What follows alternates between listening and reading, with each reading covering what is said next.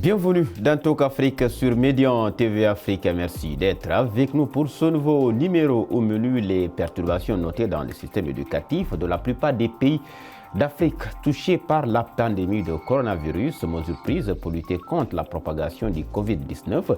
Au Sénégal, par exemple, qui a enregistré plus de 30 cas confirmés, les cours sont suspendus pour 3 semaines. Cependant, comment assurer la continuité pédagogique et quel dispositif pour accompagner les apprenants durant cette période? Et bien, pour en parler, nous recevons sur ce plateau Siley Gorbalsi, il est le président de la Coalition nationale éducation pour tous du Sénégal, CNEP ou CNPT. Merci d'être avec nous sur ce plateau. Merci beaucoup. Avec lui également, en face de lui, un doyen de la presse, Mamadou Mikalom. Il est spécialiste en communication, également directeur de publication du monde de l'éducation. Merci d'avoir accepté notre invitation, Mamadou Mikalom. Merci Diallo, merci encore une fois pour cette invitation.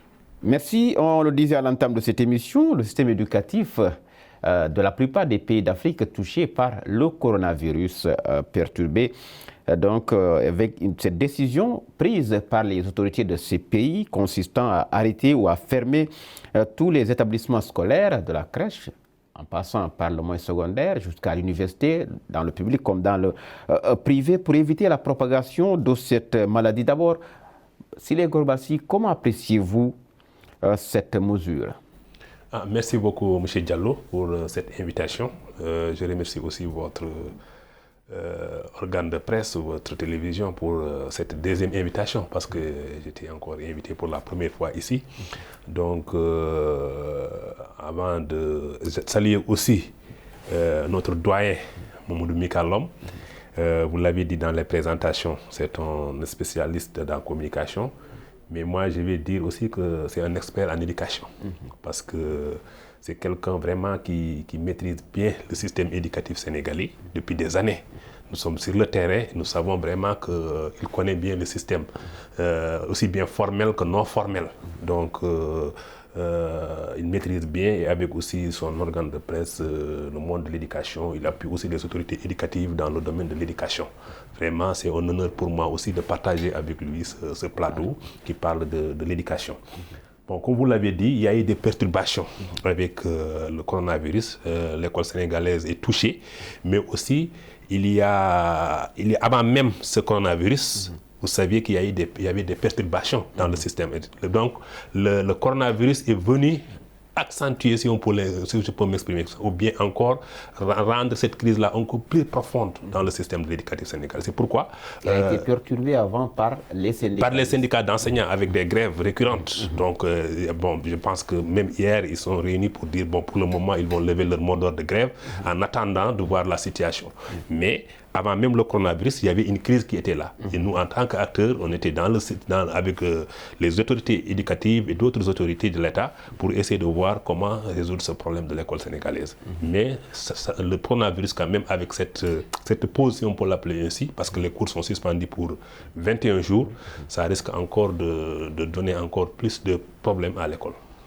Alors, Mamadou Mikalom, 3 semaines d'arrêt de cours, décision initiale des autorités étatiques, cette période où les apprenants ne doivent pas travailler, comment faire fonctionner les enseignements dans les différents établissements? Merci beaucoup. Permettez-moi d'abord de remercier Siley pour sa gentillesse, pour ses mots à mon égard. Je peux simplement dire que c'est parce qu'il est très gentil qu'il m'a fait. Mais je dois dire également, je dois reconnaître également, c'est quelqu'un quand même qui est assez bien engagé pour le système éducatif et il a fait ses preuves partout au Sénégal et en Afrique. Pour embrayer sur cette question, je dois dire que, bon, on dit souvent que toute chose malheur est bon. Et je crois que la pandémie coronavirus montre aujourd'hui toutes les limites de notre système éducatif. Oui, c'est-à-dire que quand il y a ce genre de crise, parce qu'on n'a jamais imaginé qu'on pouvait en arriver à ce stade, mais on est aujourd'hui en face d'une crise qui nous oblige à trouver des solutions. Mais quelles sont les solutions? Par exemple, prenons le cas des solutions préconisées par le ministre de l'Éducation nationale, c'est-à-dire l'enseignement à distance.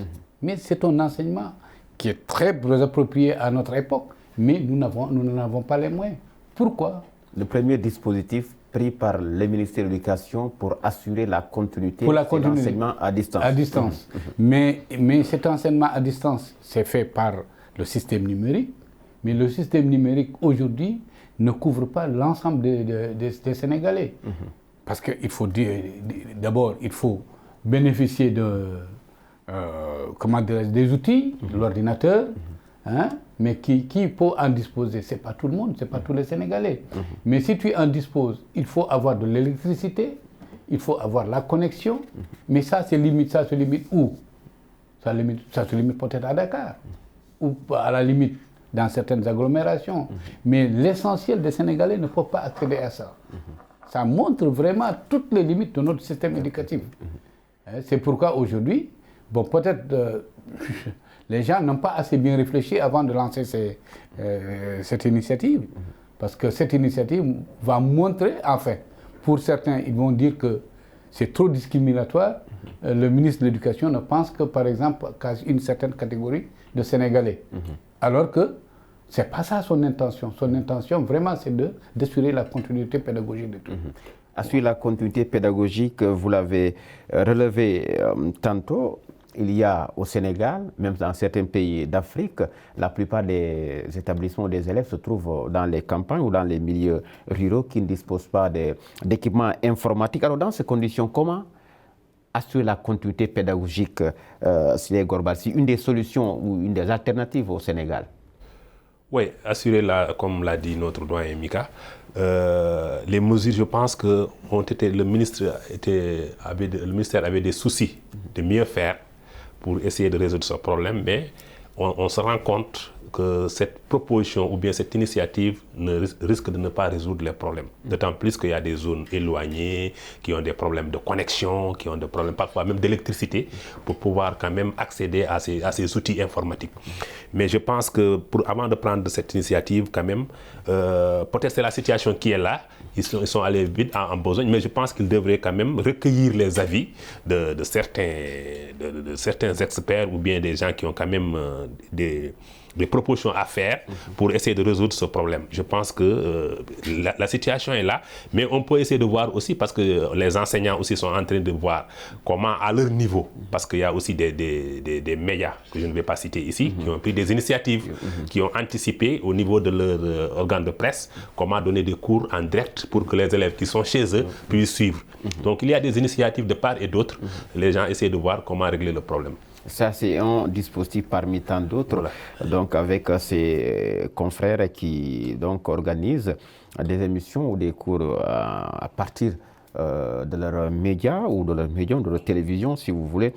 Mamadou Mika Lom, alors donc, hormis ces dispositifs, parce que vous avez parlé tantôt des élèves qui ne disposent pas d'équipements informatiques et qui ne pourraient pas bénéficier de ces cours ou des enseignements à distance, que pensiez-vous ou quel dispositif l'État où les gouvernants doivent mettre en place pour que ces élèves qui n'en ont pas puissent bénéficier de ces enseignements à distance? Vous en avez pensé à ces dispositifs? Bon, dispositif, ce sera extrêmement difficile. Hein, parce que, bon, peut-être pour enseigner un enfant, je crois que la proximité de l'élève avec le maître est très importante.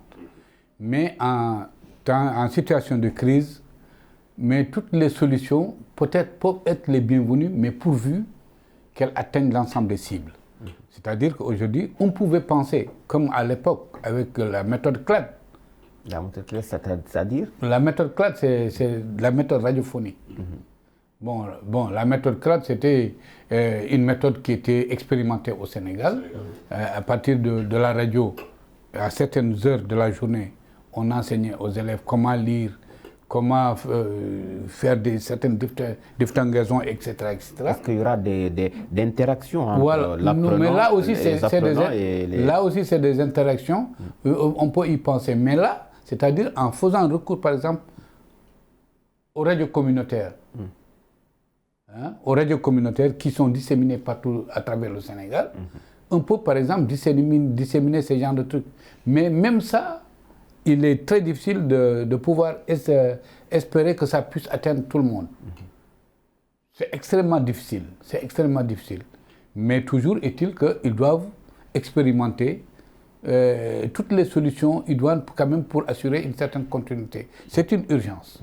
C'est une urgence. Si les Gorbassi, vous avez pensé, vous, à des dispositifs, hormis ce qu'on a cité tout à l'heure, parce que même ces télévisions, c'est vrai que dans certains coins ou dans certaines localités du Sénégal, il n'est pas forcément dit, il n'est pas évident que ceux qui sont là-bas puissent avoir accès facilement à la télévision, à l'électricité. Alors, avez-vous pensé, ou selon vous, quels autres dispositifs on devrait mettre en place pour atteindre ces cibles ou ces élèves qui n'en ont pas, qui doivent bénéficier, qui n'en ont pas? Oui, je pense que les gens sont en train de réfléchir sur les voies et moyens pour essayer de réduire cette carence, ce manque, par exemple, avec le quantum horaire. Parce que comme je l'ai dit tantôt, le problème, le coronavirus a accentué cette crise. Mais il y avait déjà une crise qui était là. Et donc, si on n'essaie pas, par exemple, de rattraper à travers des cours, comme l'a suggéré le ministère ou bien d'autres acteurs, donc on risque de ne pas atteindre le quantum horaire, qui est indispensable pour la qualité de l'éducation au Sénégal. Donc nous sommes en train de voir, même au niveau de notre coalition, qui est une coalition, le rôle principal est de veiller et d'alerter, comment essayer de voir, en rapport avec nos représentants locaux, de sensibiliser, de voir avec les enseignants qui sont sur place, comment essayer de rattraper ce gap. Je pense que même les enseignants aussi, à leur niveau, sont en train de prendre des mesures pour voir en rapport avec ce que le ministère de l'Éducation a proposé. À vous entendre parler, si les Gorbassi, cette période où les apprenants ne doivent pas travailler doit impérativement forcément impacter sur la qualité des enseignements. C'est bien cela en parlant de quantum horaire. Oui, exactement. Parce que déjà, il y a une semaine en avance, ils ont déjà anticipé sur les vacances scolaires. Parce que normalement, la semaine prochaine, ils devaient partir en vacances pour les vacances de Pâques. Et maintenant, ils ont anticipé, ça fait 21 jours sans cours. Avant cela, il y avait des cours qui étaient déjà perdus avec les crises récurrentes des enseignants. Donc, ce qui veut dire qu'il y a un problème d'atteinte du quantum horaire. Et comme nous le savons tous, s'il y a un problème de quantum horaire, donc forcément, ça va, par exemple, il y avoir une incidence sur la qualité de l'éducation. Alors, Modou Mikalom, prions ou espérons que ce soit en tout cas ces 3 semaines d'arrêt de cours, comme l'ont indiqué les autorités étatiques du Sénégal. Le quantum horaire, il en a évoqué peut-être l'une des conséquences de cette perturbation, c'est le fait de ne pas avoir atteint le quantum horaire et qui peut avoir des répercussions sur la qualité des enseignements-apprentissages. Alors, y a-t-il solution pour que ce quantum horaire soit atteint, ne serait-ce que pour assurer la qualité des enseignements-apprentissages? Mais je dois dire, j'ai le regret de le dire, c'est que le quantum horaire a toujours été le maillon faible du système éducatif sénégalais. C'est-à-dire que nous n'avons jamais atteint le quantum horaire. Mais là, ça risque d'être pire alors. Mais c'est ça justement. Oui. Nous n'avons jamais atteint le quantum horaire. À cause des perturbations, à cause des facteurs que le système ne maîtrise pas, on a toujours passé à côté du quantum horaire. Ailleurs, on parle de 900 heures. Nous, c'est à peine qu'on arrive à réaliser les 600 heures par an. Et là, c'est quoi la norme internationale requise? La norme dépasse aujourd'hui les 900 heures dans certains systèmes les plus performants. Mais nous, au Sénégal, jamais on a atteint les 600 heures ou les 700 heures. Ce qui veut dire qu'il y a toujours un gap. Pour vous dire que ça c'est un plus qui s'ajoute et on ne sait pas quand ça va s'arrêter. Oui, mais il n'y a pas de solution à votre niveau, il n'y a pas de solution à proposer pour combler ce gap de quantum horaire. Non, mais ce gap-là, c'est la stabilité du système éducatif. Il faut qu'on arrive à stabiliser le système éducatif. Et vous savez que aujourd'hui, je peux dire entre 2012 et 2016, le Sénégal perdait en moins 2500 milliards de francs CFA par an. L'ensemble de ces sommes, ces fonds cumulés, ça faisait plus de 5 ans de budget annuel du ministère de l'Éducation. Tout ça, c'est à cause des perturbations. Ces perturbations se répercutent sur le quantum Et le quantum, ça veut dire qu'on n'arrivait jamais à atteindre les 600 heures ou les 700 heures. Alors qu'ailleurs, on parle de 900, on a même dépassé les 900 heures. Alors, quelle serait la solution pour combler ce gap sur les Gorbalsi? Quand on vous l'avez rappelé tantôt, on peine à atteindre les 700 heures. Quelle solution devrait-on préconiser pour combler ce gap? Oui, comme il l'a dit, hein, c'est le problème de la stabilité du système.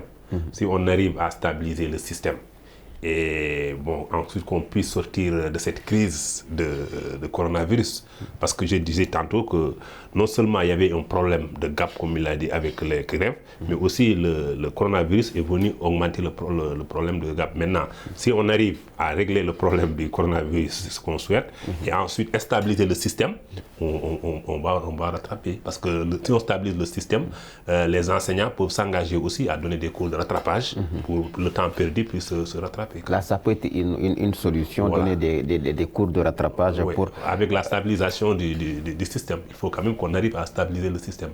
Et que le gouvernement aussi respecte les engagements signés avec les syndicats d'enseignants. Parce que le problème réel, maintenant, c'est le non-respect des accords qui ont été signés par les organisations syndicales et le gouvernement. Et nous, en tant qu'acteurs du monitoring, du suivi des accords, nous savons qu'actuellement, la plupart des plateformes revendicatives des enseignants, c'est surtout le respect des accords signés. Depuis le 30 avril 2018, avec le Premier ministre qui était là, Boun Abdallah Dionne.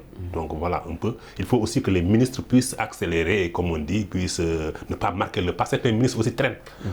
Bon, parce que là, le problème de l'école, des problèmes de grève, ce n'est pas tout simplement avec le ministère de l'Éducation, parce qu'il y a d'autres ministères aussi qui sont concernés. On peut parler du ministère de l'Urbanisme, du ministère des Finances, du ministère de la Fonction publique.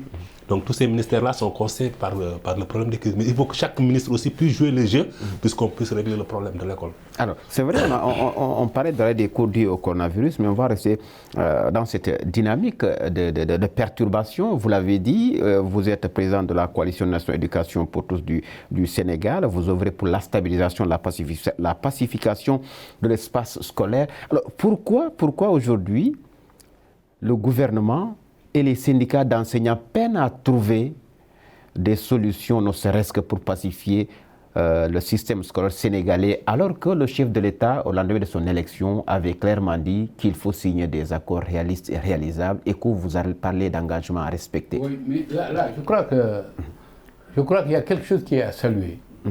En fait, l'actuel ministre de l'Éducation nationale, quand même, après un diagnostic, il a senti qu'il a touché, il a compris là où le bas blesse. C'est-à-dire qu'il faut réaliser d'abord l'apaisement du climat social pour pouvoir réaliser pour relever les autres défis. Mais je crois que les défis de la qualité, les défis de etc., des performances, etc., il faut qu'ils puissent discuter avec les acteurs du système éducatif, arriver à un consensus et pour pouvoir vraiment réaliser Et là, je crois qu'il a dégagé 5 axes prioritaires, dont le premier et le primordial, c'est l'apaisement du climat social. C'est-à-dire arriver à s'entendre avec les acteurs comme les syndicats et autres. Mais est-ce que c'est le cas présentement? Bon, je crois qu'ils sont dans des discussions. Ils sont dans des discussions. Maintenant, il y a des menaces de grève par-ci. Non, maintenant, c'est ce que... justement, il y a Silé qui vient de souligner quelque chose. Mais à lui seul, il ne peut pas régler les problèmes, parce qu'il y a d'autres ministères qui sont aussi impliqués dans le... Parce que, bon, là où ce qu'il considère comme une priorité, le ministre de l'économie et des finances pour ne pas le considérer comme tel, le ministre de la fonction publique pour ne pas le considérer comme tel. Mais au nom de la solidarité gouvernementale, est-ce qu'il ne faudrait pas, je reviendrai à vous, est-ce qu'il ne faudrait pas harmoniser toutes ces positions au nom de la solidarité gouvernementale pour arriver finalement à cet objectif que s'est fixé le ministère de l'Éducation pour pacifier l'espace scolaire? Oui, comme il l'a dit, l'actuel ministre est en train quand même de faire des efforts. Parce qu'avec ces 5 priorités, la première priorité, c'est l'apaisement du champ scolaire, de l'espace scolaire. Donc il est en train, dès son arrivée, il a rencontré tous les acteurs. même nous qui ne sommes pas des syndicats, il a rencontré tous les partenaires de l'école pour recueillir leur avis. Mais le problème, c'est que, bon, il y a, pour parler de la solidarité gouvernementale, mais il y a un coordonnateur du monitoring qui a été nommé par le président de la République, Dr Cheikh Kanté, pour ne pas le nommer. Donc, et Dr Cheikh Kanté a pu réunir des rencontres avec les différents ministères. Je peux dire ministères parce qu'il y a des ministres qui jusque-là ne sont pas présents à ces rencontres-là, parce qu'ils délèguent leurs représentants. Donc, il y avait tous les ministres, à chaque fois, ils convoquent aussi bien les ministères concernés, mais aussi nous, en tant que facilitateurs, les parents d'élèves et autres, et les syndicats d'enseignants. Je veux parler du G7, parce qu'il y a aussi le G20 qui est en mouvement. Mais le gouvernement actuellement rencontre spécialement le G7 parce que ce sont des syndicats les plus représentatifs à la suite des élections de représentativité. Donc le docteur Cheikh Kanté coordonne. Mais comme l'a dit notre doyen, il y a jusqu'à présent, malgré cette coordination dans le monitoring, pour l'action gouvernementale, pour la solidarité dans l'action gouvernementale, jusqu'à présent, il y a des ministres qui traînent le pas. Donc, alors que s'il y a des problèmes, par exemple, je peux parler du problème du paiement des rappels des enseignants à coût de milliards. Jusqu'à présent, le cap n'est pas comblé. Il y a aussi d'autres problèmes au niveau de la fonction publique, même si le ministère est en train de faire des caravanes à l'intérieur du pays pour essayer de régler les problèmes des enseignants. Mais il y a un problème aussi à ce niveau-là de lenteur administrative. Il y a d'autres problèmes, mais qui ne dépendent pas uniquement de l'éducation. C'est ça qui complique un peu la situation. Alors, très rapidement, la solution pour, comme on dit, pas zéro grève dans ce monde éducatif, mais au moins, pour que l'année scolaire retrouve son lustre d'antan, comme on le dit.